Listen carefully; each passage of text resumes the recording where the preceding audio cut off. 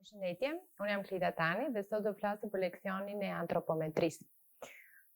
Antropometria ose ndryshe pjesë e antropometrisë është dhe somatometria, kur në të vërtetë është shkenca e cila mat regionet e trupit, të ekstremiteteve dhe të trungut. Për të bërë antropometri duhet të dini dy pika kryesore. Pikat antropometrike do thotë që nga ku filloni të masin deri ku shkoni, dhe dimensionet antropometrike që janë distanca midis dy ose më shumë pikave antropometrike. Gjëja e parë që do masin çdo pacienti juaj ose klientin tuaj është gjatësia e trupit dhe pesha e trupit. Gjatësia e trupit kuptohet si e kemi në foto që matet distanca e pikës më të lartë të kokës deri tek këmbët, kurse pesha e trupit matet me peshore. Duke bërë gjatësinë e trupit dhe peshën e trupit, juve merrni disa të dhëna ose një farë mënyre merrni disa indekse dhe që është body mass index dhe indeksi brokës. Këtu kemi indeksin e brokës, që në të vërtetë është pesha maksimale e rekomanduar për gjatësinë e caktuar, dhe indeksi brokës është gjatësia në centimetra minus 100, që do thotë nëse një person është 165 cm minus 100, pesha maksimale e rekomanduar për gjatësinë e tij është 65 cm.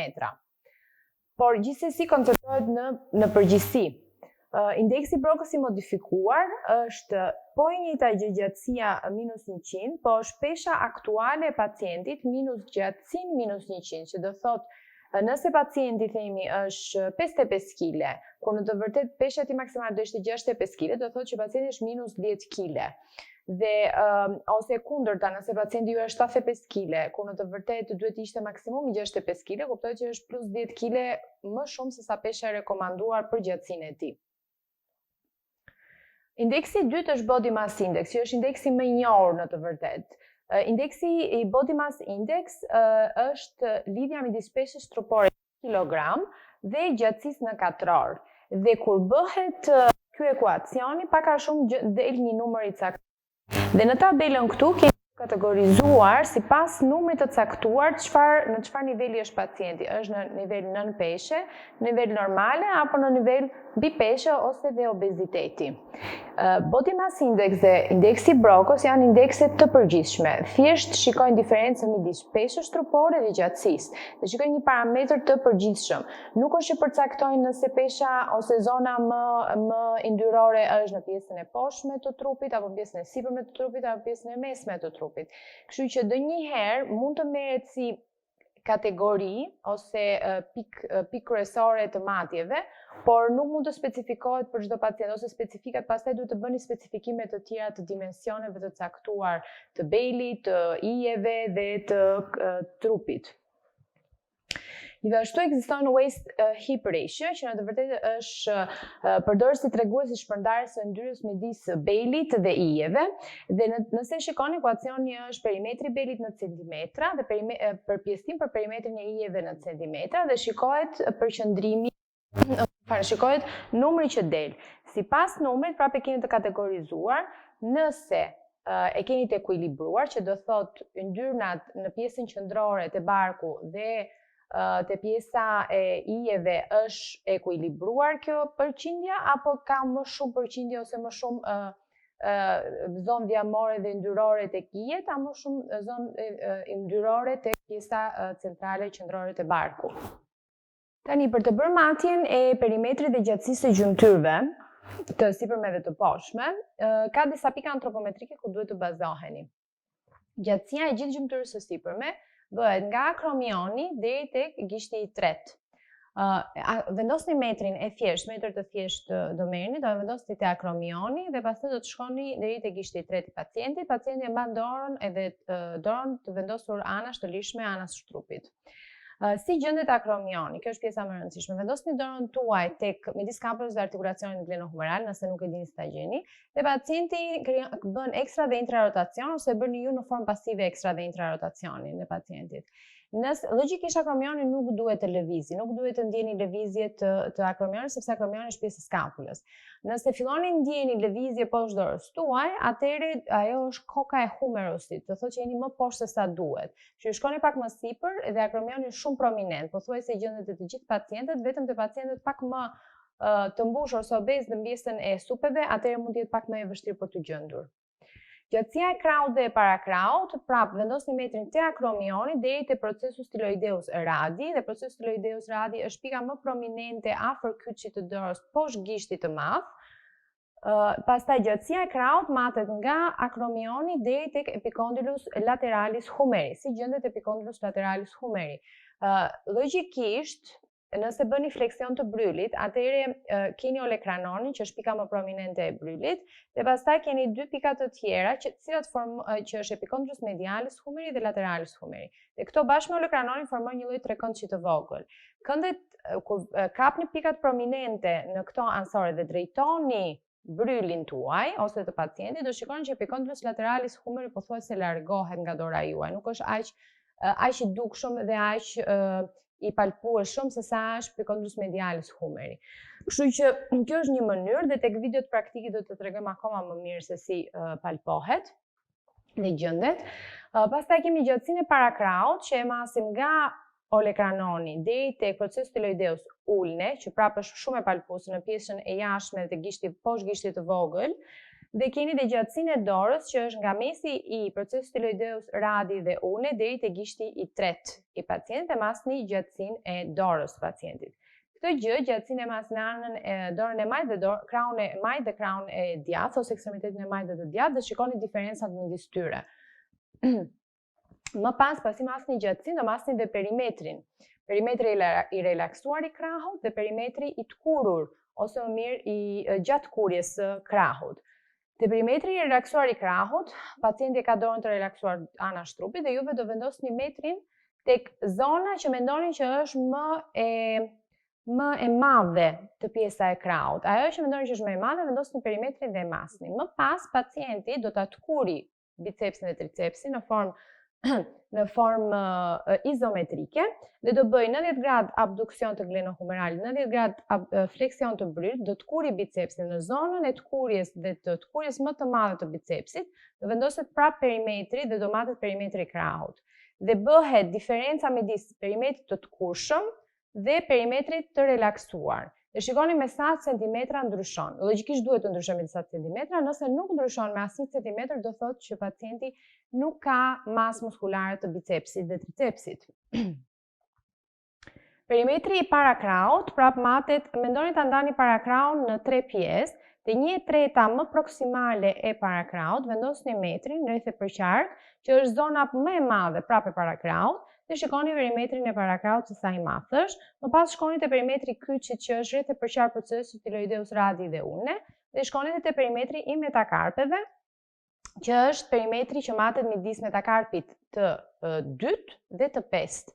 Dhe shikoni prap se sa është perimetri, dhe perimetrin në anës djathtë me anën e majtë prap e krahasoni. Nuk masni vetëm një krah, gjithmonë i masni të dy krahët. Tani gjatësia e ekstremiteteve të poshtme si matet. Gjatësia e ekstremiteteve të poshtme të gjithë ekstremitetit keni 3 mundësi matje. Nga spina iliaka anterior superior deri te malleolus medialis, nga kërthiza deri te malleolus medialis dhe nga trochanter major deri te malleolus lateralis. Të gjitha matjet kanë vlerat e tyre të ndryshme dhe arsyetimet pse kryhen. Në përgjithësi, matja nga kërthiza deri te malleolus medialis bëhet për arsye për të parë nëse keni devijime ose jo të pelvisit, ose nëse keni pelvis të pjerët, ose një ekstremitet është më i gjatë si tjetri. E mira është të bëjnë të 3 matjet bashkë për të parë gjatësinë e ekstremiteteve. Dhe krahasoni anën e majtë me anën e djathtë, aty ku dushoni. Më pas kemi gjatësinë e kofshës, që bëhet nga trochanter major deri tek pjesa e jashtme e gjurit, pak a shumë në mes të gjurit. Trochanter major si gjendet. Vendosni dorën tuaj tek ija e pacientit anash, aty ku mendoni që është trochanter major, mos bëni gabim që ta vendosni shumë lart se pastaj jeni te kreshta, dhe i thoni pacientit të bëjë ekstra dhe intrarotacion, ose bëni juve në formë pasive. Aty ku ndjeni poshtë dorës tuaj një kocë që lëviz dhe është goxha e ndjeshme, aty është trochanter major. Në pikën që e ndjeni trochanter major, vendosni metrin dhe deri tek pjesa e mesme e gjurit dhe shikoni gjatësinë e kofshës. Pastaj kemi gjatësinë e kërcirit, që keni 2 mundësi matje prap, ose nga mesi i gjurit deri te malleolus lateralis, ose nga koka e fibulës deri te malleolus lateralis. Mënyra si gjendet koka e fibulës dhe trohanterit prapë do ta bëjmë në video praktike që ta kuptoni akoma më mirë. Pasi masni gjatësinë e ekstremiteteve të poshtme, do masni dhe perimetrin e tyre. Perimetri i kofshës në përgjithësi matet sipër gjurit shkoni 15 cm me metër dhe në 15 cm sipër gjurit masni vendosni metrin dhe përmasni perimetrin e kofshës. Te adultët, te fëmijët e vendosni 10 cm sipër. Pse matet në përgjithësi perimetri i kofshës? Është shumë e shpesh që ta bëni këtë matje te të gjithë pacientët traumatologjik, ortopedik, përveç se pacientët normalisht ose klientët që keni nëpër palestra. Në momentin që pacienti ka një dëmtim të ekstremitetit të poshtëm dhe ka pasur këmbët të imobilizuar për një kohë të gjatë, për arsye se ka pasur frakturë ose ka bërë endoprotezë të gjurit ose të koksofemoralit, ajo që ndodh është që fuqia ose tonusi muskular i quadricepsit dhe hamstringëve bie. Dhe shikoni që këmba fillon dhe zvogëlohet. Dhe juve shikoni perimetrin e masni dhe pastaj vlerësoni perimetrin para dhe pas seancave tuaja të fizioterapisë dhe ushtrimeve që juve keni planifikuar për pacientin, dhe shikoni se sa ky perimetër është zmadhuar dhe sa masë muskulare është rritur te quadricepsi dhe te hamstringët. Pastaj masin perimetrin e gjurit dhe perimetri i gjurit në përgjithësi matet kuptohet rreth e përqar patelës. Perimetri i gjurit në përgjithësi e masim në momente që kemi edem kronik ose edhe akut të gjurit, për shembull në gonartrozat kronike. Edhe e masim për të parë diferencën midis anës së madhe dhe anës së djathtë, domethënë gjurit të madh dhe gjurit të djathtë, se sa diferencë kanë. Kemi perimetrin poshtë tuberozit astibie, poshtë patelës kemi tuberozit astibie. Pastaj kemi perimetrin e pulpës, te perimetri pulpës metri vendoset në përgjithësi te 1/3 e siperme e kërcirit, nëse ndajmë kërcirin në 3 pjesë, ose më mirë në zonën më të madhe të pulpës, ku juve mendoni që është zona më e madhe e pulpës, vendosni prap metrin rreth e përqark pulpës dhe shikoni sa e madhe është. Dhe kemi dhe perimetrin e kyçit, që është rreth e përqark maleolave të kyçit, dhe shikojmë prap perimetrin dhe gjithmonë krahasojmë këmbën e majtë me këmbën e djathtë. Me këtë kuptohet që mbyllim informacionin për gjatësinë dhe perimetrin e ekstremiteteve të poshtme dhe të siperme. Do të them arsyetimin pse po i përdorim dhe më vonë. Matja e perimetrit të trungut ka dhe këtu disa pika kryesore që duhet të dini. Për shembull, distanca e parë që masni është distanca lineare e akromioneve ose gjerësia biakromiale. Shikoni diferencë ose gjerësi midis akromionit të djathtë me akromionin në majt. Kjo ju intereson më shumë për të parë diferencën ose për të parë për të krahasuar gjatësinë midis akromioneve dhe gjatësinë midis ijeve ose krishtave, për të parë në një farë mënyrë simetrinë e trupit të njeriut, sa të gjëra janë shpatula në krahasim me gjerësinë e pelvisit. Gjerësia e krahëve matet në moment që pacienti juaj ka vendosur krahat anash trupit. Midis gishtave të tretë të dy krahëve vendosni metrin edhe shikoni gjërsinë në një farë mënyre midis të dy krahëve. Pastaj kemi gjërsinë e pelvisit që kemi bispinale, bikristale dhe bitrohanterike. Do me thënë gjërsinë midis krishtave, midis spina iliaka anterior superior dhe midis trohanterëve. Dhe të gjitha këto gjërësit në përgjithësi përdoren shumë te pacientët tek ginekologjia dhe sidomos te femrat që janë shtatzanë ose që janë gati për të lindur për të parë gjërësinë e pelvisit.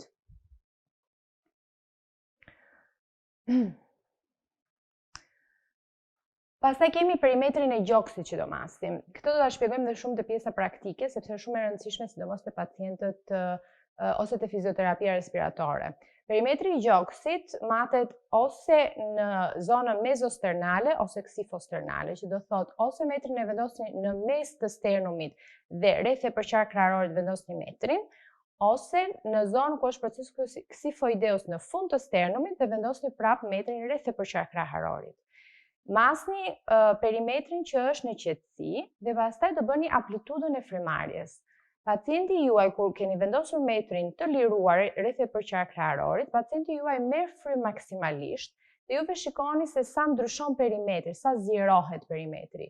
Merr frym 3 herë, merr frym nxjerr frym, merr frym dhe nxjerr frym 3 herë dhe shikoni pak a shumë mesataren e fillimit dhe të mbarimit sa më shumë zgjerohet kraharori. Pse e shikoni këtë gjë? Duke parë se sa zgjerohet kraharor, shikoni aftësinë e pacientit për të zgjeruar dhe për të futur në punë të gjithë muskujt inspirues. Minimumi zjerimi ose diferenca duhet të jetë 5 cm. Në përgjithësi, shumica e njerëzve e ka më pak se 5 cm për arsye sepse nuk e fusin në punë të gjithë muskujt respirator, si diafragmën ose muskujt interkostal. Dhe duke mos futur në punë të gjithë këto muskujt inspirues edhe ekspirues në të njëjtën kohë, do thotë që kapaciteti i frymarrjes dhe kapaciteti i ventilimit nuk është maksimal. Që në këtë rast, juve duhet ta edukoni pacientin se si të marrë dhe të nxjerrë fryn në formën e tij më ideale. Për shembull, te sportistët mund të shikoni që gjërësia mund të shkojë dhe 10 cm dhe 13 cm pra problem fare diferenca e amplitudës së frymarrjes. Pastaj në fund kemi perimetrin e belit dhe perimetrin e ireve. Dhe këtu i rikthehemi indeksit ose waist hip ratio që thamë në fillim fare, që shikoni perimetrin e belit dhe perimetrin e ijeve dhe krahasoni me njëra tjetrën, bëni përpjestimin midis tyre dhe shikoni nëse pacienti ka zonën centrale më të djamosur dhe të yndyrosur ose zonën e ijeve me më shumë djamos dhe jo, apo e kanë të ekuilibruar në një farë mënyrë perimetrin me njëra tjetrën. Arsye pse i bëni të gjitha këto është për të vëzhguar një farë mënyre të gjitha matjet antropometrike të pacientit. Mund ta bëni te pacientët ose te klientët që vinë për palestra dhe doni të shikoni perimetrin e kofshës dhe të kraut ose të trungut se sa ndryshon para dhe pas programit ushtrimor që juve i keni planifikuar për atë pacient, dhe nëse ato ushtrime që juve po bëni me atë pacient kanë atë efektin e duhur, e bëni shumë shpesh te pacientë ortopedik traumatologjik pas frakturave dhe endoprotezave, ku keni ndryshime shumë të mëdha të fuqisë dhe tonusit muskular, dhe mund ta bëni për shembull te pacientët pediatrik, nëse keni pleksusin brachial. E dini shumë mirë që kur kemi pleksusin brachial, atëherë ekstremiteti nuk zhvillohet aq shumë se sa duhet në rritje, kështu që juve shikoni diferencën midis kraut të dëmtuar dhe kraut të shëndosh. Kështu që keni mundësi të panumërta ku mund të përdorni antropometrin, thjesht rëndësishme është ta përdorni në mënyrën e duhur dhe të dini pikat antropometrike, ku të filloni, ku të mbaroni, dhe të bëni gjithmonë diferencën midis anës më e anës së djathtë. Të gjitha këto do të tregojmë në video praktike. Dhe me këtë slajd e mbyll dhe leksioni, ju faleminderit shumë për vëmendjen.